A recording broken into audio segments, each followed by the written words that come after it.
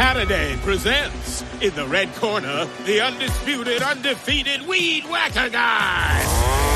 Champion of hurling grass and pollen everywhere. And in the blue corner, the challenger, extra strength Hannity. Eye drops that work all day to prevent the release of histamines that cause itchy allergy eyes. And the winner by knockout is Hannity. Hannity, bring it on. Viewer discretion is advised. Savage Brief. Hey guys, Michael here, Savage Unfiltered. The latest coming out of the Mar-A-Lago raid. A judge now grants the request for Trump. Check this out, guys. You know, this is really, this is big. This is big. She finally said that Judge Eileen Cannon, there was a lot of question as to why she didn't make a decision last week. She says, look, he's entitled to a special master. This is an unprecedented situation.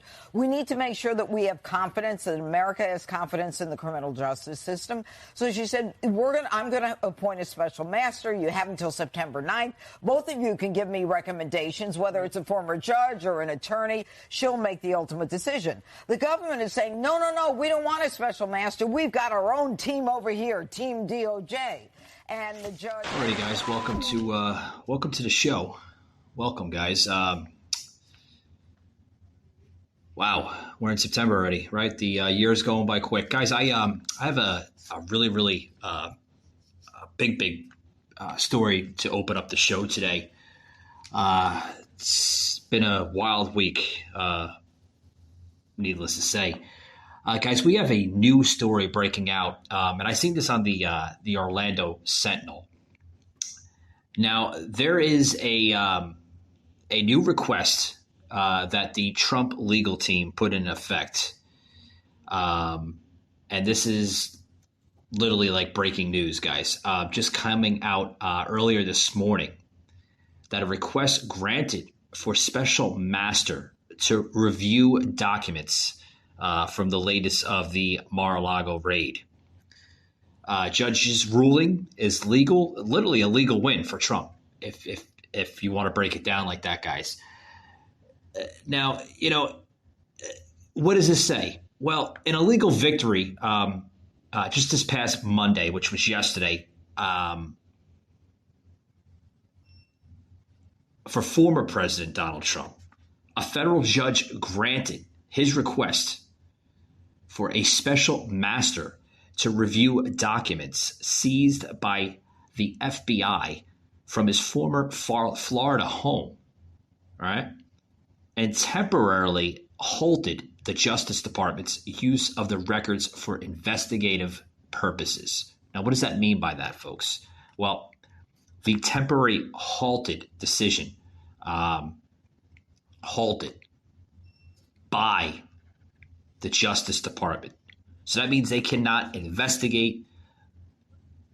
It's basically halted, right? Nothing can be done. That's what happens when you put a request in for a special master to review these documents. Because literally, if you've been paying attention, folks, week after week since it's been unfolding, earlier last month, pretty much in the middle of last month, right? We're now into almost a half a month, going into a full month of since this has happened. The decision, literally, by the U.S. District Judge Eileen Cannon, authorized an outside legal expert to review the records taken during the August 8th search and to weed out the rest of the investigation that might be protected by claims of attorney-client privilege or an executive privilege. Now, some of those records, folks, were ultimately returned to Trump, but the judge put off a ruling on question. Now, this is on question, folks. Okay? Now, the order came despite strenuous, which said a special master was not necessary. Oh, that's not necessary. Well, what the hell are they afraid of, right? Are they afraid that these documents contained no classified information, that these documents were sealed? right? Or unsealed, excuse me. These documents were unsealed. I have to put correction in there. Thank you. Were unsealed by the former president himself. So if they were unsealed and they weren't classified, what else do they have on the former president? I think you know what I'm going with that, right? Bullshit. Exactly. Now, the order almost certainly shows the pace of the department's investigation into the presence of top secret information at Mar-a-Lago, particularly given to judges' directive that the Justice Department may not as part of its investigation into the storage of government secrecy at the Florida property.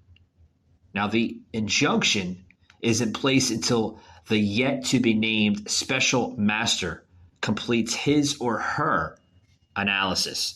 So we don't know what's going to happen or unfold from here. We just have to make assumptions, guys. Now, I wanted to bring into the show with that because I thought it was very breaking pieces of information that the listeners and viewers here deserve to be heard across not only my show, but across the panel of podcasting. So I'm quite interested of what's going to happen next to unfold. Now, guys, I want to break into this other story coming out here because I want to, first and foremost, I want to label this show, America, United We Stand, Divided We Fall. Okay, and the reason behind that is we're literally falling every single day. We're not becoming united. We're falling. We're a failing nation, folks. Literally a failing nation. Now, this next story came out late last week. I do apologize for just airing it now. I had a busy weekend, but obviously the folks that do follow me on social media have seen some of the video that I posted on Instagram, Rumble, and TikTok. Tremendous type of content that I posted. And I thought it was very interesting that former mayor of Atlanta, now part of the Biden administration as a senior advisor, Keisha Lance Bottoms, right? She is now agreeing. Savaged, unfiltered. Lance Bottoms, now senior advisor to the Biden administration, is agreeing to the Philadelphia speech. Check this out, guys. I see words of encouragement. I see optimism. I see a commander-in-chief who is calling out to all of us, no matter our political affiliation. All of us? He wasn't calling out to the MAGA supporters, certainly. He mentioned them more than a dozen times as a threat to democracy. Has the president essentially given up on those MAGA Republicans, some 70 million people? Well, what the president has done is said that he will continue to work with mainstream Republicans, that he will work with Democrats, that he will work with independents to get things done in our country. But this MAGA Republican agenda, this hate-fueled agenda, this MAGA Republican agenda. I don't know. I scratch my head on it because, this is a former mayor, right? Literally desperate for attention. We all seen what happened in the last turnaround, so to speak. Keisha Lance Bottoms crying out for her city when she was the one that was responsible for all the causes and all the conflicts in the city of Atlanta. Does everybody remember that? That there was such a huge police crisis under the leadership of Lance Bottoms. Yeah, we've seen that. I was living in Atlanta last year when that had happened. So a former mayor of that city, now a senior advisor, I find that very intriguing. That she goes from being a mayor to being part of the senior advisement team under the Biden administration. Very, very intriguing, if you ask me. Where she goes in the video, and she was actually on, ABC's This Week. where the anchor of that show was asking her, well, how is the president say he's a president for all of Americans? But then again, at the end of his speech last Thursday in Philadelphia, he says that I am willing to work for all Democrats, all Republicans, but I refuse to work with these MAGA Republicans because they are a threat to our way of life. He used the words democracy, folks, but we don't live in a democracy. We live in a republic. It's a difference. I truly hope that you understand the difference. Now, he used those words very loosely. A threat to our republic, our threat to our way of life, our constitutional values. Oh. But then again, the president doesn't take any responsibility or actions towards the 2020 and 2021 summer riots of Black Lives Matter and Antifa. Doesn't take any responsibility for that. That's okay. Oh, that's okay. You know, you go to question, are we really a falling nation? Savaged unfiltered. Hey, you guys. If you're looking for a steak, I know it's hard to find steak, right? You know, a lot of restaurants that just overcooked, undercooked, just not to your taste buds, right?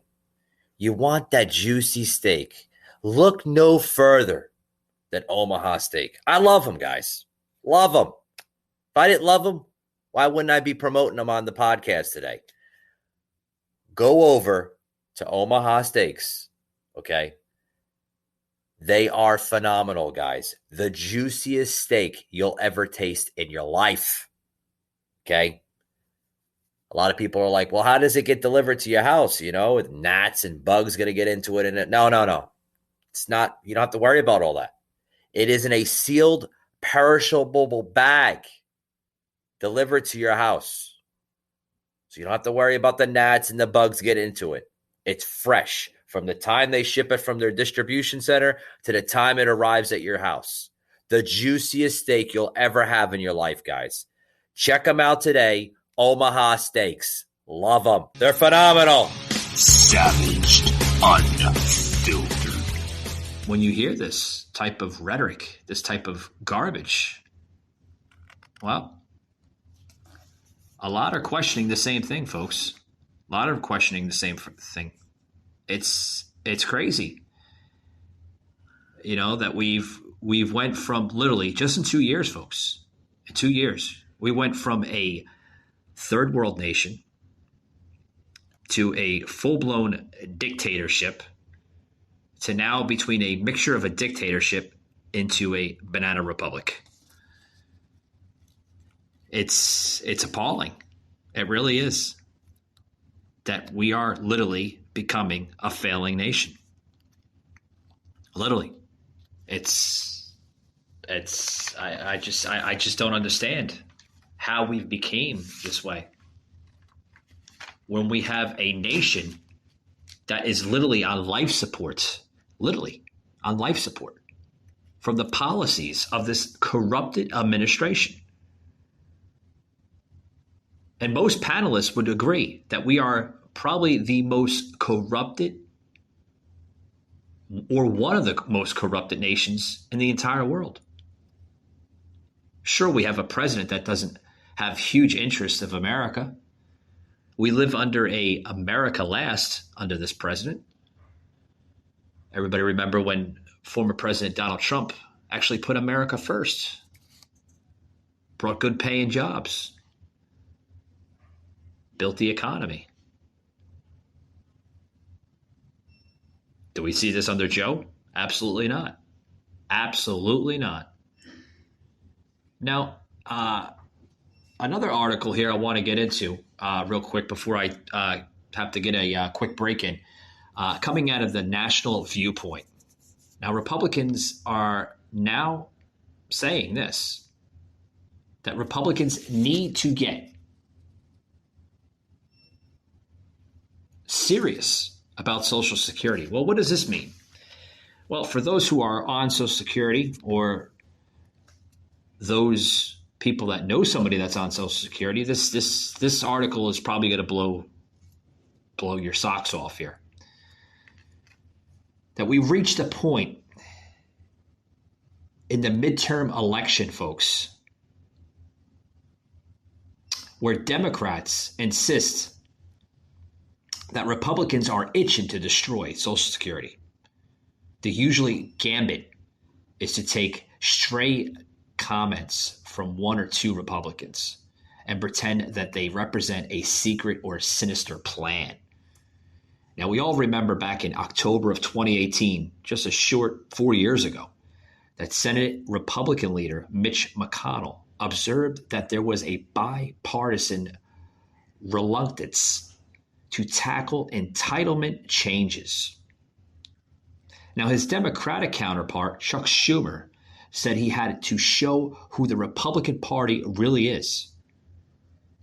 Now, Schumer even got some reporters to buy a spin that McConnell had said that the GOP will push cut spending on Medicare, Medicaid, and Social Security if it retained control of the Senate, if it controlled of the Senate.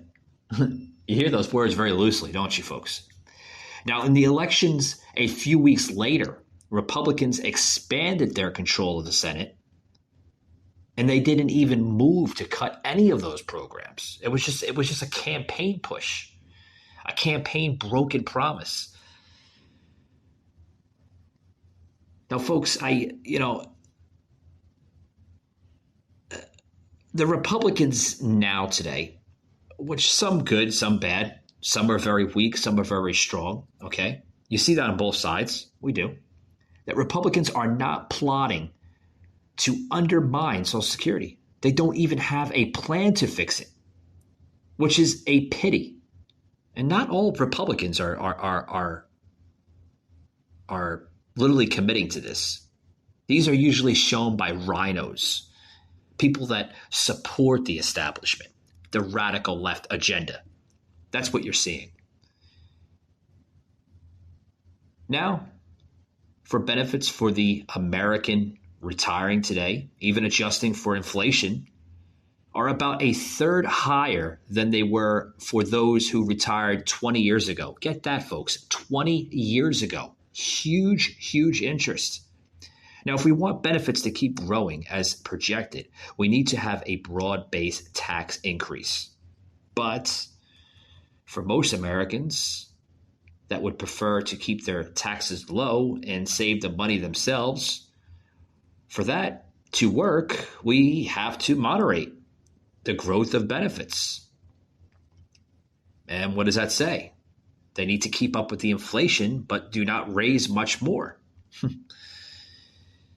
I need you to, understand the wording there, folks, because that some of that is absolutely true. That, for instance, some Republicans aren't talking about such reforms. Instead, Senator Ron Johnson of Wisconsin, now running for re-election, has said that Social Security should become a discreditational program funded by the government in each year's budget. And this also goes to Senator Rick Scott of Florida, has proposed proposed requiring that all government programs, presumably, but not including Social Security, to get affirmative renewal every 5 years. This also goes with Blake Masters, running for the Senate in Arizona, said during the primaries, maybe we should privately socialize Social Security. Privately? I wonder what he means by that. Private retirement accounts, get the government out of it? Okay. But folks, these comments are just a base of the current Democratic scare campaign. But none of these ideas is going anywhere. None of them. Folks, in my own personal opinion, I don't want to privatize Social Security. Because when you privatize something, that allows third entities to do whatever the hell they please with it. And that's my opinion on it, folks. Guys, I got to get into a quick break here, quick sponsor here on the show. And thank you to Live Rishi CBD products. Thank you very much. They've been supporting the show for the last 3 months. Guys, check out liverishi.com for amazing CBD oil products that are not only great for bruises, rashes, just about everything, guys. They come in oil, they come in cream form, everything, guys. Check them out, liverishi.com. Use that promo code SavageUnfiltered. We're going to give you 20% off your entire order. 20% off, guys. You can't beat it, especially in today's times. Everybody looking to save a little bit of money, a little moolah, right? Head over to liverishi.com. Make sure you tell them that you mention this, very important, guys, on the show, that you heard it on Savage Unfiltered podcast, okay? And they're going to give you 20% off your entire order on us. Great deal, guys. Back here on the show, guys, just recently here, Larry Elder. We all remember Larry Elder, the former candidate that was running for California, right? The governor of California. Now, Larry Elder, where's my wording today, was on Tucker this past week. And he's now saying that Biden has no interest or intention in solving the insane crime, because we're seeing insanity right now. For those, again, who have paid attention to me on my social media, check out some of the content. We're seeing crazy amounts of crime in Atlanta, Detroit, California, New York City, Wisconsin, on that list, folks. Milwaukee, Wisconsin. I put out a video just the other day of literally like crime that you would see in a third world nation. Crazy. Savage Unfiltered. We're seeing this crime going up because of the big lie. The big lie that the Biden administration is literally painting to the picture day by day. This is some of the crap. Check this out, guys. Let's talk about the police. The police in city after city, whether it's L.A., whether it's Chicago, whether it's New York, they are demoralized by this lie that they are engaging in systemic racism against minorities, that they're using deadly force against minorities just because they're black. And they're no longer engaging in proactive policing. They're not engaging in some form of stop, question, and frisk, which happened under the Giuliani regime in New York, that caused a deep decline in crime. Even Mayor Rahm Emanuel, the Democrat mayor of Chicago, even said when he was mayor that the Chicago police had, quote, gone fetal, close quote, meaning they weren't engaging in proactive policing. Now the crime that we're seeing in pretty much all over the country is literally out of control. And I can tell you that some of the crime here in Florida is no better. Although Governor Ron DeSantis has been keeping the state somewhat sane, right? I use those words loosely, sane. He's enforcing law and order in this country, which is great. Very, very good stuff coming out of the governor's office of Florida. Now, I want to get into this last article here before we cut it off here, because it's a bonus episode, guys. The Savage Brief, we like to keep them in between 20 to 25 minutes just to kind of throw in some last-minute things that are trending on the internet here and on social media. Now, there's an article coming out of the New York Post, which sometimes I don't even have the the interest of even reading that garbage of a newspaper. It is, folks. I used to read the New York Post when I lived in Manhattan years and years and years ago, and I could tell you that some of the stuff there was actually worth reading. Now the newspaper has gone from literally unbiased news to literally straight up one-sided news of a newspaper. They side with one damn side, and that's it. Now this is coming out here. Headline here: abortion politics are shifting voter rolls. A great old nice little picture on there. You will see the picture there that we will not go back with a hanger or something, a coat hanger with blood dropping down it. Another one, my body, my choice. We need to talk about the elephant in the womb. The elephant in the womb, huh? I don't understand where they get these maniacs of these crazy nut jobs today. Now, folks, the female registration rose in some states following the Roe's End. We all remember Roe v. Wade, right? It's pretty much dying out of the newspapers and out of media. But some media outlets and newspapers are still plugging that information in. Now, in the first few weeks of this year, more than half of Kansans, right, people that live in Kansas who registered to vote were men. And that changed after the Supreme Court overturned the Roe v. Wade. And the week after the court's decision, more than 70% of newly registered voters in Kansas were women. According to the analysis of the state's registered voter list, an unusual high level of new female restrictions persisted that all of the way until the Kansas primary last month, when strong Democratic turnout helped defeat the referendum. Excuse me. Like I said, guys, I think I need a cup of coffee. My words aren't really there. Thank you, Mackenzie. Love you. My girlfriend here, she's always there on the spot here thank you. I needed that coffee, I'm telling you. But the Kansas figures that are a most pronounced example of the widely increase in registration were among women since the Dobbs decision from the Supreme Court.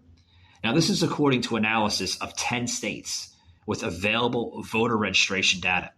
Now, on an average, in the month after Dobbs, 55% of the newly registered voters in those states were women. According to the analysis, up to just 50% before the decision was leaked in early May. Now, the increase varied greatly across 10 states: Alabama, Florida, Idaho, Kansas, Maine, New Mexico, North Carolina, Ohio, Oklahoma, and Pennsylvania. With some states showing a pronounced surge in the share of new registrants who were women and others showing little change at all. Now, folks, the total number of women registering to vote in those states rose by about 35% after the decision. Now, this is compared with the month before the leak. Now, for men, it rose 9%. What is that showing, folks?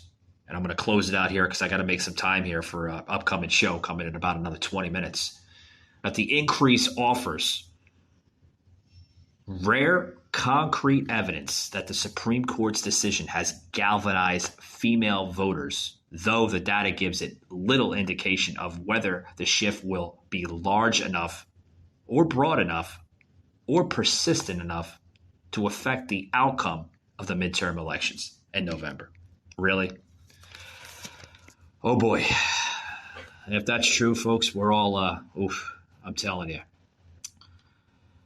But, folks, this is the crap that we have to deal with. This is the type of crap that we have to deal with in a divided America. Like I said, we are becoming more divided than ever.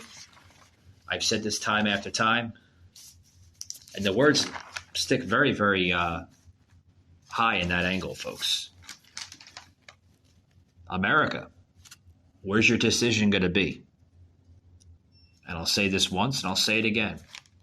United we stand, divided we fall. It's not a politician's decision if we fall. It's the ultimate decision of the American public. Guys, I want to thank you very much for tuning in today on the Savage Brief. Please, guys, if you like this episode, please hit that like, that follow button. We are on Spotify, Google, Apple Podcasts, Amazon Music, now on Alexa, as well as every other major podcast platform.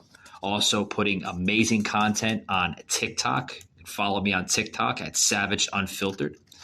We're also on Facebook and Instagram, guys. Just search Savage Unfiltered Podcast and we'll pop right up.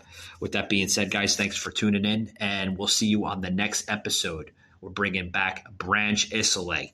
That's right, guys. We're scheduled to have a conversation with him in the next 20 minutes, so you're going to want to look for that episode shortly after this, later on this afternoon, with Branch Isolé. Tremendous, tremendous individual. I've had him on my show now 3 times here. So check us out, Branch Isolé, later this afternoon. Should be a really good episode. Thanks for tuning in, guys, and we'll catch you on the next one.